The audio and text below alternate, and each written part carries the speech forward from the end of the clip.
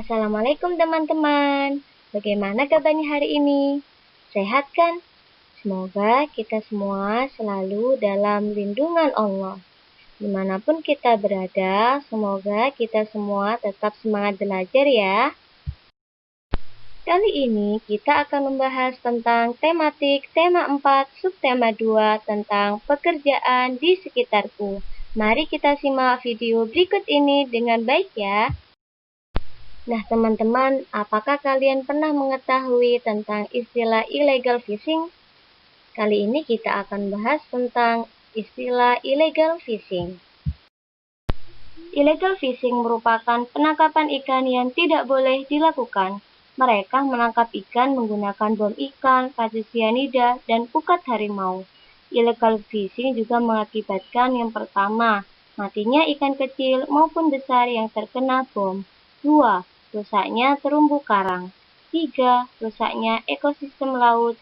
Dan yang keempat, banyak ikan kecil maupun ikan besar yang ikut terjaring. Berikut adalah persamaan dan perbedaan nelayan tradisional dan nelayan modern. Persamaannya adalah sama-sama mencari ikan, sedangkan perbedaannya adalah nelayan tradisional yang pertama, hasil tangkapan sedikit. 2. Tanpa mesin, mengandalkan angin. 3. Keberadaan ekosistem laut terjaga. Sedangkan nelayan modern. 1. Hasil tangkapannya banyak. 2. Menggunakan mesin dan GPS. Ketiga, keberadaan ekosistem laut terancam punah. Nah teman-teman, jika pengambilan ikan tidak dilakukan dengan bijak, maka akan mengancam kelestarian biota laut.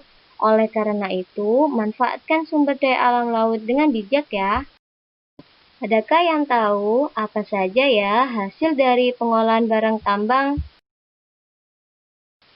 Pengolahan barang tambang seperti pengolahan batu bara dapat diambil dengan cara penambangan terbuka. Dapat dimanfaatkan sebagai bahan bakar pembangkit listrik. Diolah untuk menghasilkan serat buatan, zat warna, obat anti kuman, dan lain-lain. Sedangkan pengolahan minyak bumi diambil melalui pengeboran. Minyak hasil pengeboran adalah minyak mentah. Selanjutnya diolah dan menghasilkan bensin, solar, oli, dan minyak tanah. Selanjutnya, pengolahan gas alam dapat diperoleh langsung dari perut bumi. Gas alam ada yang bersatu dengan minyak bumi, ada juga yang terpisah. Gas alam banyak digunakan sebagai bahan bakar industri dan rumah tangga. Pengolahan barang tambang logam dapat diambil dari alam, masih dalam berbentuk biji. Kemudian biji logam diolah lagi menjadi bahan baku berbagai barang, misalnya biji emas menjadi perhiasan, biji besi menjadi pagar, garpu, panci, dan lain-lain. Pengolahan mineral dapat ditemukan secara alamiah, misalnya di pegunungan banyak ditemukan belerang yang dapat diolah menjadi iodium, batu kapur, asbes, pupuk, kupu mesiu, korek api, kapur, dan lain-lain. Nah teman-teman, ayo kita pelajari tentang kegiatan ekonomi dan lapangan pekerjaan. Kegiatan ekonomi dapat dibagi menjadi 3, produksi, distribusi, dan konsumsi. Produksi merupakan kegiatan yang menghasilkan barang atau jasa, sedangkan produsen adalah orang yang melakukan atau menghasilkan barang atau jasa. Distribusi merupakan kegiatan menyalurkan barang hasil produksi, sedangkan orang yang menyalurkan hasil produksi disebut distributor. Konsumsi merupakan kegiatan menggunakan atau memakai hasil produksi, sedangkan orang yang memakai hasil produksi disebut konsumen. Berikut adalah proses pendistribusian ikan dari nelayan hingga ke konsumen. Yang pertama, nelayan menangkap ikan. Selanjutnya, ikan dibawa ke tempat pelelangan ikan. Ketika sudah dilelang, maka ikan akan dikirim ke pasar. Setelah sampai ke pasar, maka para pedagang menjual dagangan ikannya. Setelah itu, para pembeli membeli ikan, dan ketika di rumah, mereka mengkonsumsinya. Nah teman-teman, setelah kalian melihat video sebelumnya, marilah kita bahas pertanyaan berikut ini. Yang pertama, jenis pekerjaan apa saja yang terlibat dalam proses pendistribusian ikan? Jawabannya adalah nelayan, tukang pengangkut ikan, sopir mobil, dan penjual ikan. Yang kedua, siapa yang melakukan jual beli barang dalam proses pendistribusian ikan?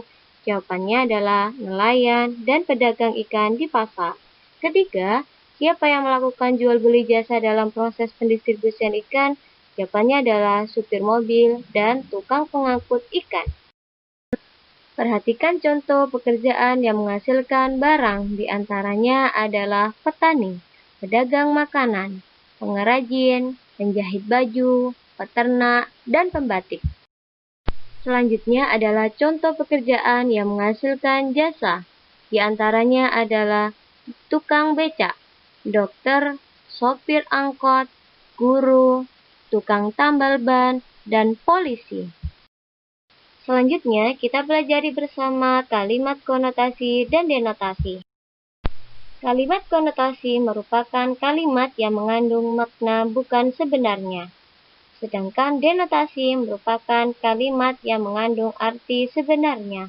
Silakan kalian pause video berikut ini. Ketika kalian sudah memahaminya, silakan melanjutkan video ini. Berikut adalah contoh dari masing-masing kalimat konotasi dan denotasi. Untuk lebih memahaminya, kalian boleh membacanya dengan cara mempause video ini. Ketika kalian sudah paham, kalian boleh melanjutkan menonton video ini. Nah, teman-teman, pernahkah kalian membaca sebuah cerita pendek atau cerpen? Pasti kalian pernah membacanya kan ya? Ya, betul sekali. Cerpen merupakan cerita pendek, yaitu salah satu karya sastra yang memaparkan kisah ataupun cerita tentang kehidupan manusia lewat tulisan pendek. Jika kalian ingin mengetahui isi dari sebuah cerpen, kalian harus membacanya dengan cermat. Selanjutnya, silakan baca buku tematik BSE tema 4. Ayo membaca, halaman 50-51. Jika kalian sudah membaca, silakan lanjutkan menonton video berikutnya. Setelah kalian membaca cerita pendek di buku BSE halaman 50 dan 51, maka kalian bisa mengetahui siapa saja tokohnya, apa saja sih peristiwa yang terjadi, dan inti cerita. Selanjutnya, kalian juga bisa memberikan pendapat tentang cerita tersebut. Misalnya saja, cerita tersebut sangat menginspirasi dan dapat dijadikan suatu teladan. Berisi pesan moral untuk bisa mengatasi masa sulit dengan tidak pantang menyerah dan menggunakan ide bagus untuk menghasilkan uang dengan cara yang baik. Nah, teman-teman, kalian juga bisa menulis cerita. Nah, bagaimana langkahnya? Berikut adalah langkah-langkah menulis cerita atau karangan. Pertama, menentukan tema. Kedua, menyusun kerangka cerita atau semua ide yang ada dalam pikiran.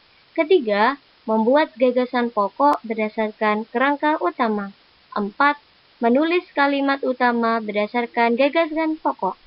Kelima, mengembangkan kalimat utama menjadi paragraf yang lengkap.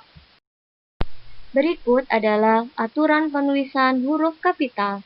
Yang pertama, huruf kapital digunakan pada huruf pertama nama geografi. Kedua, huruf kapital digunakan pada huruf pertama tahun, bulan, hari raya, dan peristiwa. Ketiga, huruf kapital digunakan pada huruf pertama nama bangsa, suku, dan bahasa. Untuk lebih memahaminya, kalian bisa membaca dan memahaminya melalui contoh-contoh yang sudah saya berikan. Kalian bisa pause video berikut. Ketika sudah memahami, kalian bisa melanjutkan videonya. Berikut adalah contoh pertanyaan penulisan huruf kapital. Untuk lebih memahami, kalian boleh pause video berikut. Ketika sudah paham, kalian boleh melanjutkan videonya. Unsur kalimat. Kalimat yang baik dan benar mengandung unsur-unsur kalimat yang terdiri dari subjek, predikat, objek, dan keterangan serta pelengkap. Berikut adalah keterangan dari masing-masing unsur kalimat. Berikut adalah beberapa pola dalam kalimat. Silakan kalian pause video berikut untuk lebih memahaminya. Ketika kalian sudah paham, kalian boleh melanjutkan menonton videonya. Nah, teman-teman, coba perhatikan gambar simbol yang ada di samping berikut. Kira-kira lambang ke sila berapa ya gambar di samping? Adakah yang tahu apa makna simbol tersebut? Marilah kita simak video pembelajaran selanjutnya. Sila kedua Pancasila dilambangkan dengan rantai. Rantai tersebut terdiri atas mata rantai berbentuk segi empat dan lingkaran yang saling berkaitan. Mata rantai segi empat melambangkan laki-laki dan mata rantai lingkaran melambangkan perempuan. Mata rantai yang saling berkaitan melambangkan bahwa setiap manusia saling membutuhkan satu sama lain dan harus bersatu sehingga menjadi kuat seperti rantai. Kemanusiaan yang adil dan beradab memiliki makna bahwa kita sebagai manusia pada hakikatnya sama, setara, dan sejajar. Berikut adalah beberapa contoh sikap yang mencerminkan sila kedua. Yang pertama, tidak mengolok-olok orang lain. Kedua, mengembangkan sikap saling menyayangi. Tiga, tidak semena-mena terhadap orang lain. Keempat, berani membela kebenaran.